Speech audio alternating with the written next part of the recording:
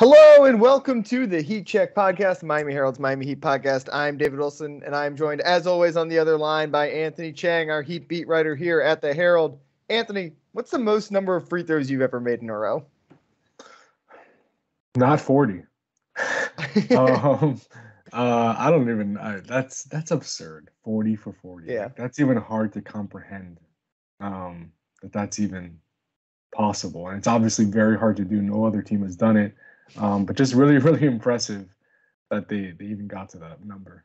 Yeah, I think I'm maybe like a dozen. I know I've done, like sometimes you shoot 10 in a row when you end like a whatever when you're shooting around. Definitely made all 10 of those in a row before, but yeah. I feel like crazy. So what was Jimmy? What was his final number? 23 or 23. 23 or 23. That's pretty crazy.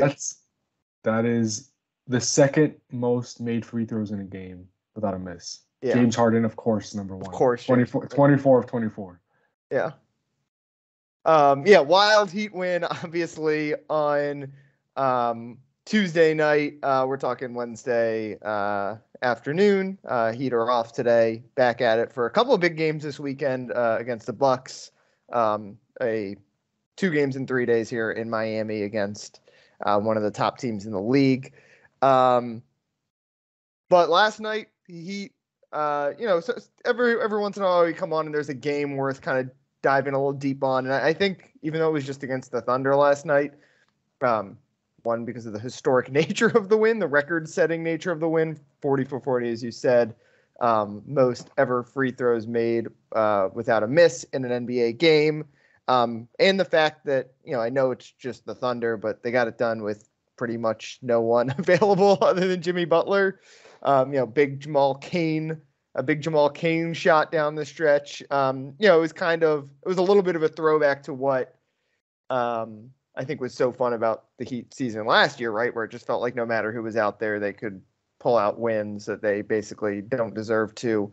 And then also it was obviously a glimpse of playoff Jimmy, basically, right? Like that was a reminder of what this team, it's honestly similar to some of the playoff games last year where really over the last couple of years, but last year, obviously, they were really banged up in the playoffs, and there were games that were only competitive because of Jimmy's individual excellence. Game 3 in Boston, was Game 3 or Game 4 in Boston, where Jimmy basically single-handedly won that game. Anthony, what was the vibe after that game? They seemed pretty excited about that one. Yeah, I mean, without 4 starters. Yeah. 9 available. That's like at the point where, again, like I said, I've caveated it a few times. It's just the Thunder, but when you're missing 4 starters, like that's a game that you're kind of chalking up as a loss at any point for most teams. I guess it doesn't matter who you're playing. Yeah, they're NBA players. As long as you're not, and you kind of don't have NBA players available. Yeah, I mean, they're missing 4 starters and 7 players and 9 guys available, and for most of the game that 8 after Dedmon's ejection. But we'll get to that later. Yeah. Yeah, it was impressive. And Spo always talks about, like, in these situations, and it becomes cliche and predictable because he always says the same thing. But he always talks about, like, we have enough to win tonight, right? Like, I don't want my guys thinking about having to win 4 or 5 games with this group. Like, what do we have to do to win tonight against this opponent? And that's what they did. Like, this is not a sustainable formula, obviously, scoring 40 for 40 from the free throw line and winning despite shooting 39% from the field. But they got them a win last night, and that's all that matters. So, I mean, was it a perfect performance? Definitely not. It was perfect from the free throw line. They had their worst half-court offensive rating of the season last night. Terrible in the half-court, and they still won just because of got 40 for 40 from the free throw line. So the biggest takeaway is just they found a way when they really needed it, because they would have fallen back to 500 with 2 really tough games against the Bucks coming up. You can't afford to drop those games against teams with losing records, even though Oklahoma City is not bad. Like, they've been playing better. Yeah. But they have such a tough schedule coming up. I think 10 of the next 13 are against teams with winning records. So they needed to win that game despite missing all those guys, and they found a way. Jimmy was obviously sensational. Victor Oladipo made some really big plays down the stretch. The 3 to cut it to 2. I think after they were down 5 with like less than a minute to go, Oladipo to pull up 3. Then he got the steal after the missed free throw from Oklahoma City. Sprinted up the court, found Jimmy in the post for the and 1. that won the Heat the game. So just really big plays from Jimmy, Victor, Max Strus, 22 points, stepped up into a bigger role. So, defensively they were solid, forced 19 turnovers. They did what they did on that. They did what they do at that end. Offensively, they were not good, but again, the free throw saved them. Yeah, I'm not sure there's a whole lot left to talk about with the free throws other than that was incredible. But I'm curious because obviously on the broadcast they are, they're keeping you aware of it. I'm curious when in the building, obviously you guys have the stat monitors right in front of you, and you're sitting next to usually Ira Winderman and Tim Reynolds, and you guys are talking most of the game. But at what point did you guys kind of realize oh my God, these guys are having one of the best free throw performances anyone has ever had in NBA history? Well, honestly, I knew they were having a really good free throw shooting performance. Pretty much the whole game. When I saw Jimmy was 14 for 14 in the first half, I'm like, what the heck? This is it's crazy. But I didn't know they were good, getting close to an NBA record until I went down to the interview room midway through the fourth quarter, as I usually do, to file my story. And Tim Reynolds from the Associated Press was there. The stat podcast regular, Miami, we should say. Yes. And he said, you know what they're getting close to? And I said, what? He said, I can't say because I don't want to jinx it, but you can imagine. And at that point I knew. And then he was like, yeah, if they get I think at that point when he told me they were 34, and the record was 39 by the Jazz in 1982, and there were a few minutes left, so we didn't know if they were going to get there. But obviously they did, and that and one game. It's just fitting that their game ended on a free throw, right? The game-winning point was on a free throw, and it was for the record, the 40th free throw. So that's kind of when I realized it was late. I knew they were having a good night, but I didn't know it was record NBA history worthy until a few minutes left when I ran into Tim Reynolds, and he, like you said, the Miami Sports Stat King, let me know. Also, it should be noted too, the Heat have been a very good free throw shooting team this year. They're number one in the NBA. Well, they've been, obviously, pretty much since Jimmy. Because Jimmy, I was about to say, it's kind of funny that Jimmy is a team. Jimmy's not a shooter, right? It's obvious that James Harden would have that record. If you gave most people 3 guesses, they probably would have guessed that James Harden at some point on that list. But Jimmy is not a shooter, but obviously he's so good at it's a reminder. Free throws are a different thing, and Jimmy Butler's the best at just the combination of getting to the line and making his shots there. He is in that. Harden's kind of in a class of his own, Harden and Luka, right? But he's in that elite tier and that skill, not just getting there, but also converting fouls into points. Yeah, and I just thought about this now, but he's good at that set free throw shot, right? And that's probably why he's better at those set threes. He that's when he started making threes last season, was when he started taking that little weird set shot from 3-point range. And maybe there's a connection there. Maybe that's why he's such a good free throw shooter, and then he's better at those type of threes. Yeah. Jimmy, I guess specifically on Jimmy, it was, like I said, kind of a playoff type performance from him, right? We have seen games like that, right? Where it's nothing else is working on offense. Obviously the bubble finals, like I said, a couple games in the Boston series last year where either guys are out or just the defense is ramped. This was obviously a situation where guys are out, but we also see it sometimes when defenses are ramped up, and Jimmy's one of the best just make something out of nothing guys in the league in terms of getting to decent shots and making tough shots. Last night was, again, unique. It's the second most free throws in NBA history without a miss.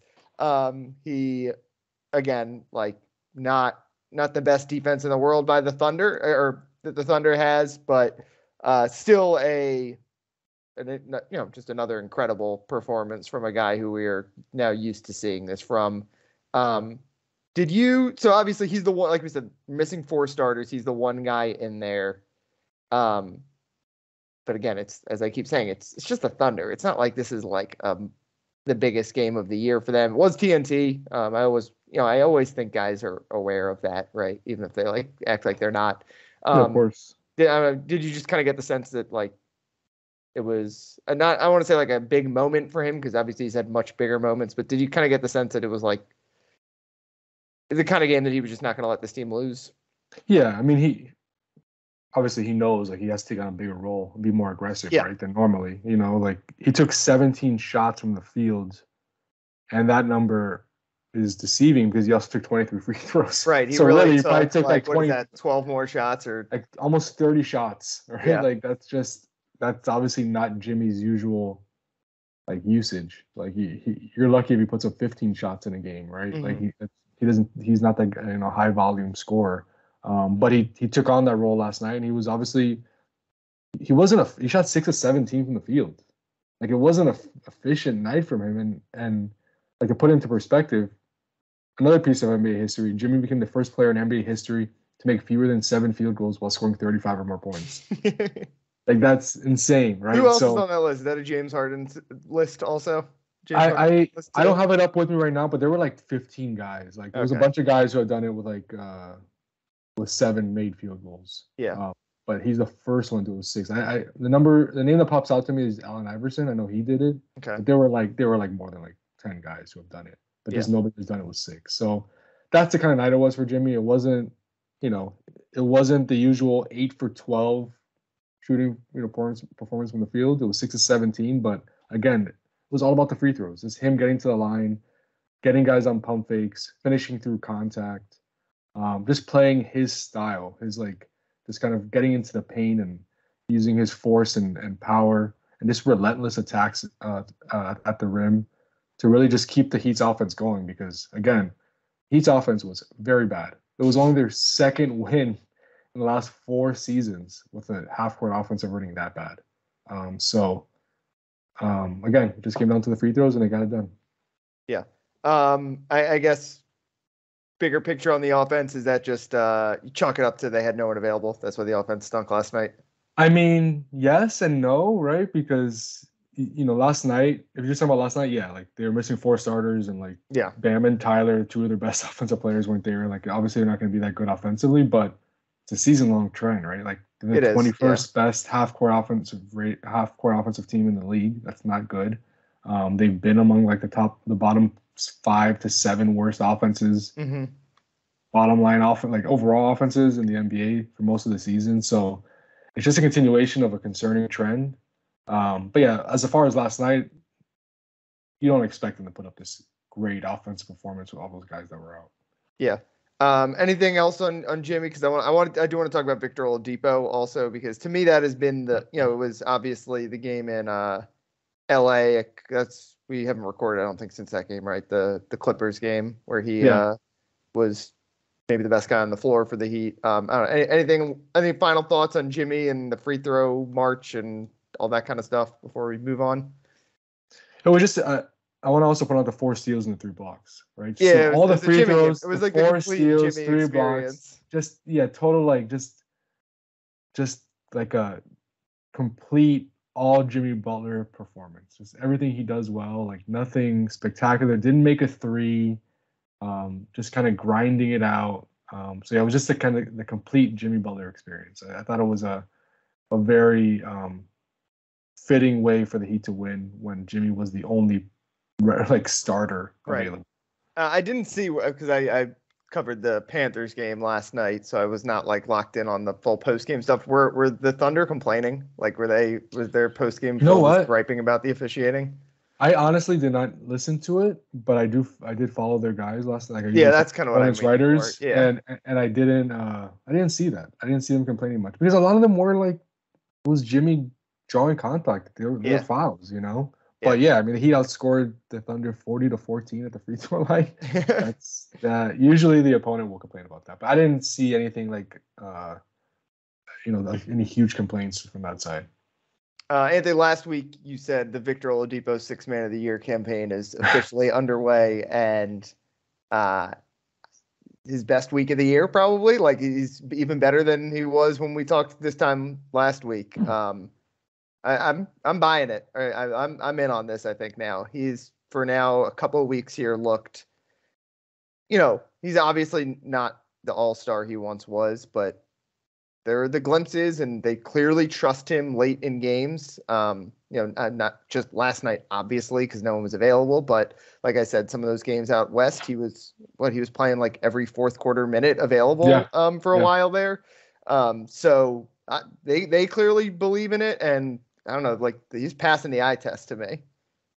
Yeah, I mean, at first, when he first returned this season, it was the defense, right? Like he was making Right. an impact on defense, and he's still doing that. On-ball defender, like the steals he gets, like where he blocks, like he challenges the shot at the rim and just kind of steals the ball away at the same time. Yeah. He's an unbelievable defender. It's kind Yeah. of crazy. Like I feel like we kind of forgot how good of an on-ball point of attack defender he is.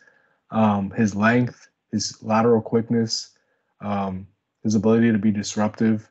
You have him and Jimmy out there in the perimeter. Mm-hmm. That's dynamic.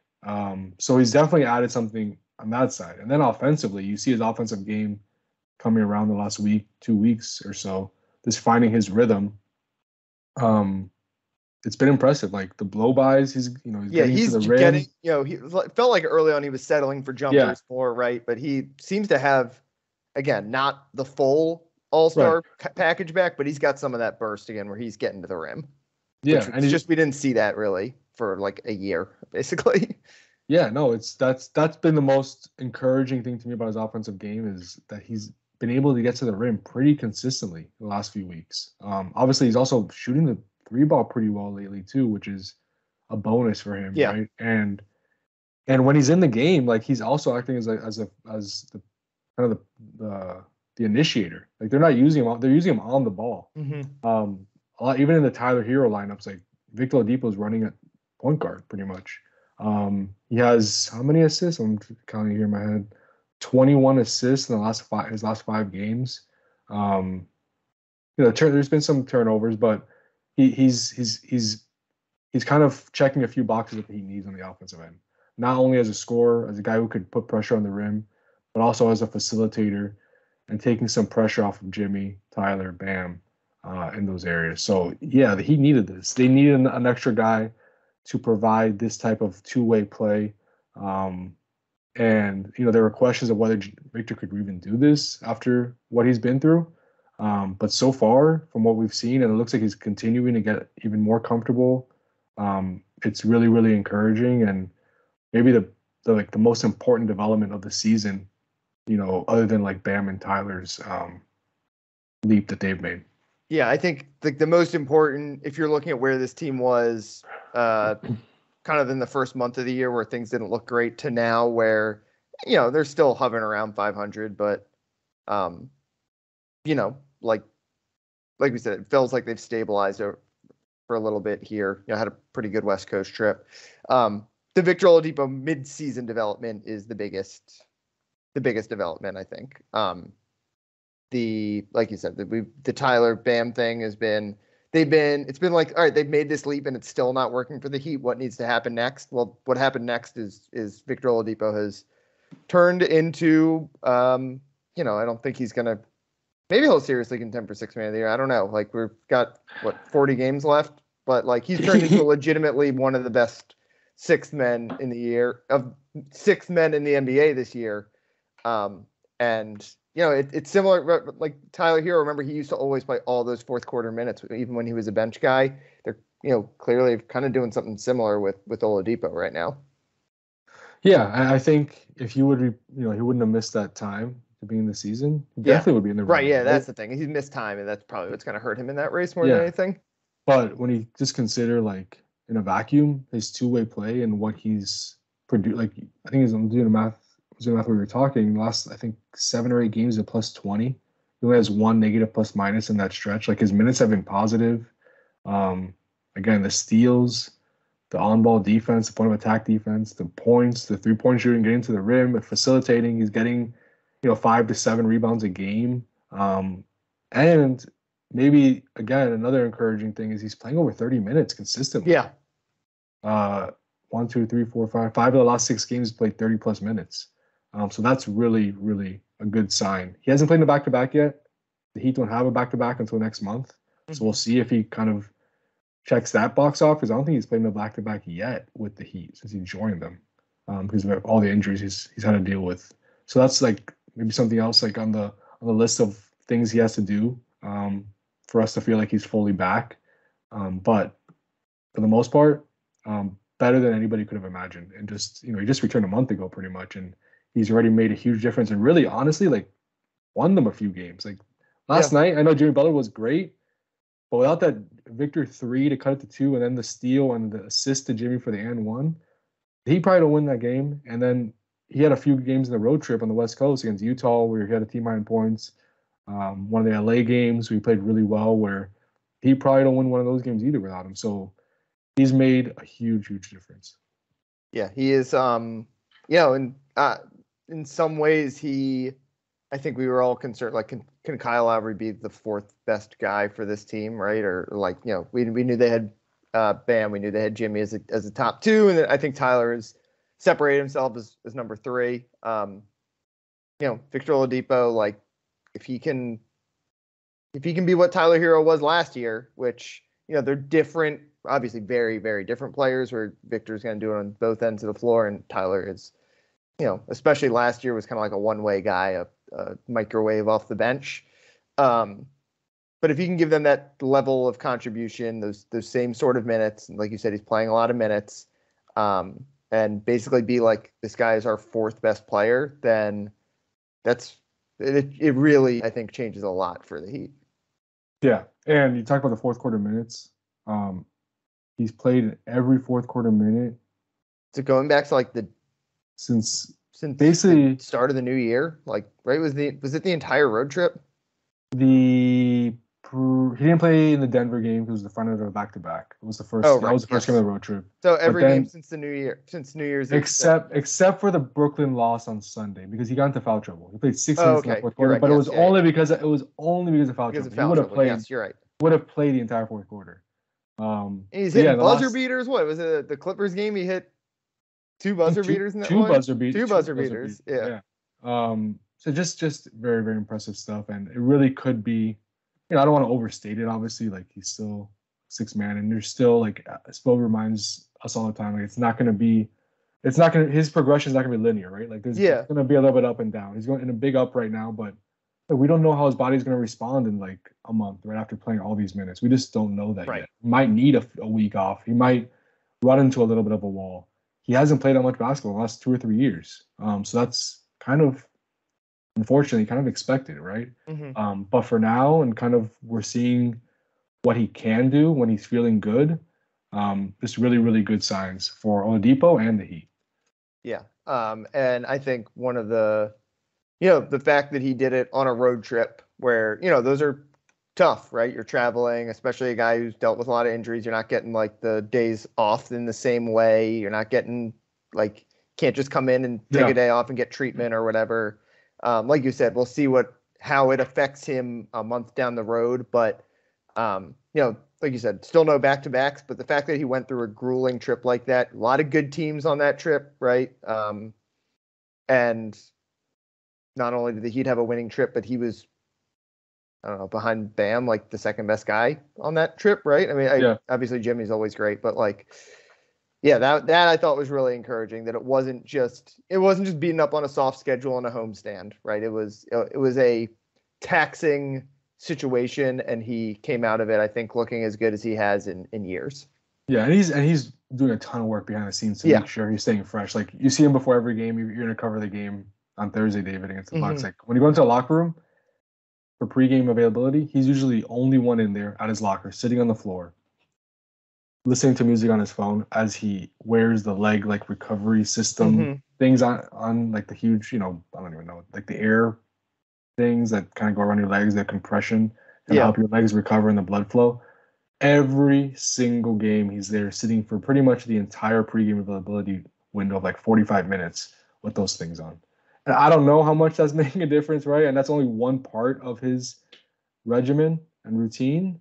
But, you talk to him and you kind of see it. He's putting a lot of work to make sure he can stay available and stay healthy. Okay, before we wrap up, we got to talk about the Dewayne Dedmon situation. Anthony, what the heck happened? I don't know.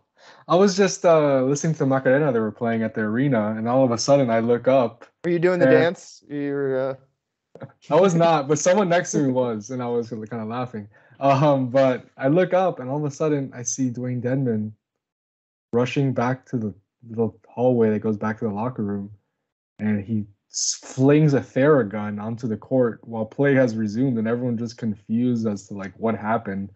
And obviously the game was on TNT, and TNT did a pretty good job of kind of capturing the whole incident where it looked like Dedmon got into an argument with Spo and a few of the other Heat coaches about something. There were a few possessions before that timeout where that happened, where Dedmon looked a little bit lost on defense in the Heat zone. And we've kind of talked about how Dedmon has not been very good this season. Yeah. I'm sure it's the continuation of a frustrating season. Obviously, Dedmon stood up for himself with the Heat's coaches and kind of went back at them, and there were some words exchanged, and all of a sudden Dedmon leaves the bench, heads back to the locker room and flings a Theragun, and is ejected because obviously you can't throw something onto the court, especially while the game is in play. And I would expect, and probably by the time this podcast is out, he's either going to be fined and or suspended by the league for that, because you can't throw something onto the court while play is going on. So that's going to happen. It's a matter of how many games or how big the fine is. But I get the frustration, right, from Dewayne. It's been a tough season. He's playing through excruciating pain in his foot, plantar fasciitis, which is not easy to play through. He's not playing well. I'm sure he hears the criticism. He has a two-way contract player, pretty much looks like he's going to take his job, right? And I'm sure it's frustrating. But as Spo said after the game, like, everything before he threw that onto the court was fine. Like, he's like, that's, you know. Yeah, you can argue. Like, that's healthy. You can argue. Like, we could have the one of the big moments of last season was a pretty big argument that everyone thought was going to derail the Heat season, and instead they wound up being just fine. Right, but you can't throw something onto the court. That, and Spoelstra called that unacceptable. So, we'll see what happens here with him and the Heat. I did kind of learn that the point of frustration for Dewayne was that they pulled him out of the game after 5 minutes. He didn't start that game. Orlando Robinson did at center with Bam out. Then Dedmon came in, played 5 minutes, and they pulled him out. And I don't think he was too happy that they pulled him out when they only have like 9 guys available. Yeah. For sure, just 5 guys after just 5 minutes. So I think that's what he was upset about, probably on top of some other things. But yeah, it was a bizarre sequence of events, and it kind of comes 5 days before he becomes eligible to be traded, which again is the kind of the next conversation I think we'll have with Dewayne Dedmon. Yeah, well, like you said at the top, it was frustration, like you said, I'm sure, with being pulled out of the game, but it has been a frustrating season for him. He has not been good, as we've said a lot. He's also been hurt and playing through that injury, which I'm sure he feels is contributing to, he knows he hasn't been playing well, right? He's NBA players, even if they're getting scouting reports and stats and all that kind of information. He knows he hasn't been good this year, especially compared to the last couple of seasons where I think he was a really solid and nice surprise for the Heat. And I'm sure he's like, I'm working my butt off, like playing through this injury, and like you're going to pull me out of this game when I'm doing all this for you. So I'm sure it's larger frustration. Like you said, it's not just to do with one game. At the same time, the Heat, again, he's been really, really bad this year. And like in some ways, the single biggest thing you can spotlight of like why the Heat have been much worse this season than they are last year, just looking at like the on-off numbers, is that Dedmon last year, like they got by without Bam on the floor because Dedmon was a solid backup center. This year, they're terrible when Bam comes off the floor. And those are the minutes, obviously, that Dedmon's playing. So it is, like you said, they can trade him in a couple of days here. Who knows if, I don't know if he has any value, right? He's a guy who's playing through injury. And obviously it would be filler probably, but he's playing through injury. He might just be, he's 33 years old. Centers tend to fall off a cliff eventually. He might just not be a good player anymore because of the injury and all that. But yeah, I mean, it's been a like kind of slow decline here, right? We've seen more and more Orlando Robinson as the year has gone on. And then obviously that kind of felt like we maybe hit that, like the point where they passed each other last night. Yeah. I think he holds some trade value, not because of his play again, because they've been outscored by 10.1 points per 100 possessions with him on the court, yada yada yada. But his contract is kind of basically designed to be traded. Yeah. He makes $4.3 million this year, which is not a high amount, but enough, right? Like that's a good amount where you can include in a trade to get something in return. But the most important, he makes $4.7 million this year. Sorry, the most important thing is his $4.3 million salary next year is fully non-guaranteed.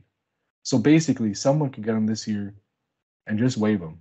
Yeah, as cap relief, not have a salary on the books next season. The Heat, every team has a certain amount, like 6 point something million they could include in a deal to kind of incentivize the team to take on a contract like that. Basically, the Heat have that money available. Like they could easily find a team that has space, trade him into space. That team either keeps him for the rest of the season and then kind of just lets him go at the end of the year, or just waives him immediately because his salary for next season is non-guaranteed. So it is a tradable contract despite his play this season. He becomes trade eligible January 15th, which is what, Sunday.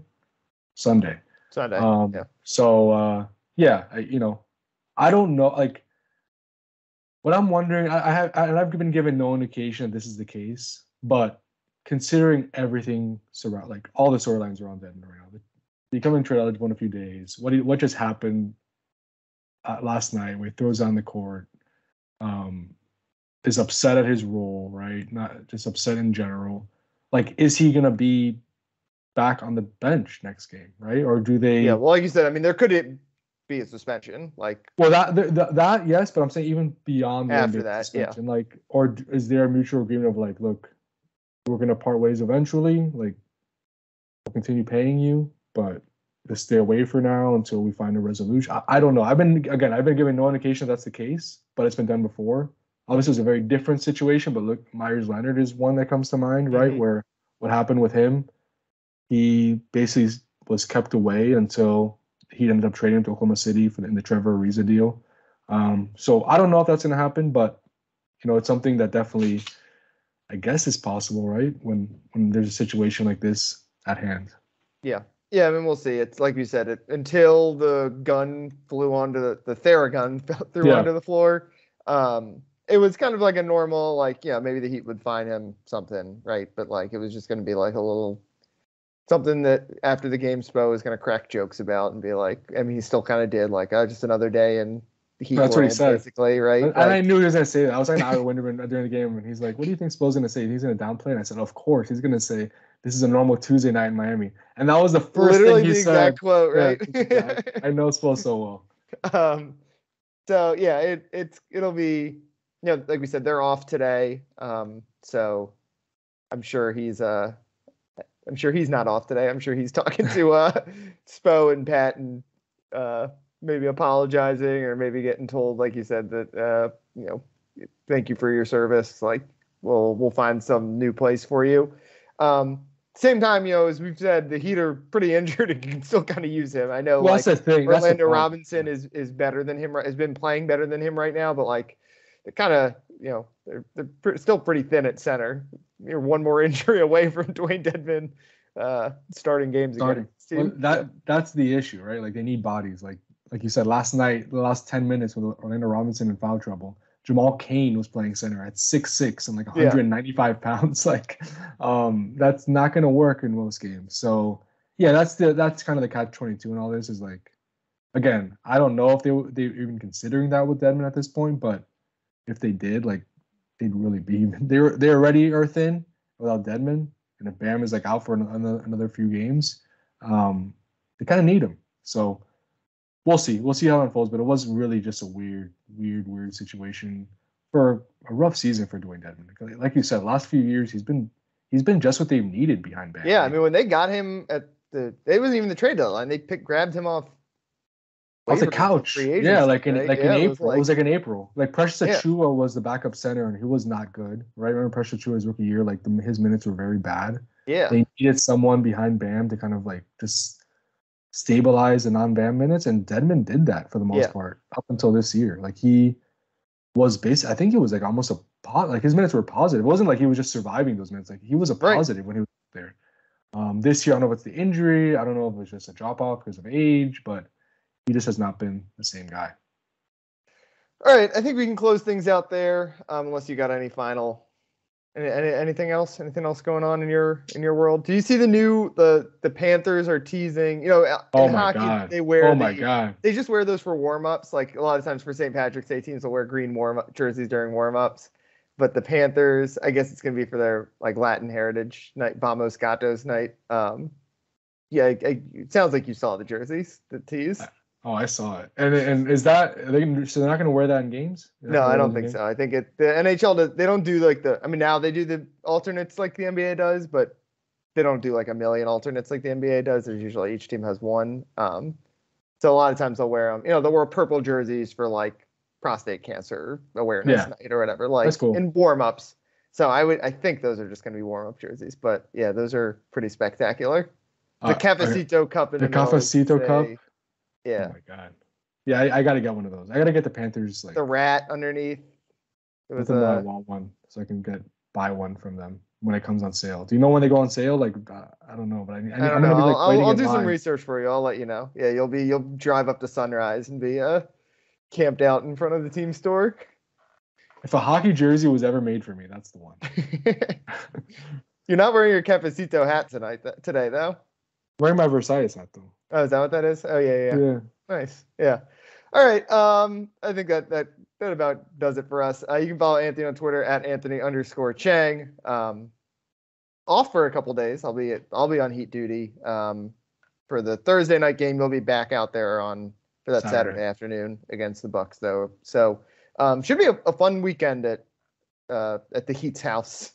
I saw FTX is like a new court. I didn't read the details of it, but I saw they have a new court date. So maybe we're moving toward a resolution on the name of the Heat's house as well. I think we're moving closer for sure. But yeah, it is just it's a complicated process. I was talking to someone. It's so silly to like look at. It's still got the FTX logo on the court and Yeah, the county is in the lead, is leading this effort. So it's like Heat's hands are kind of tied until the court rules on this, and until then they have to keep the FTX signage up.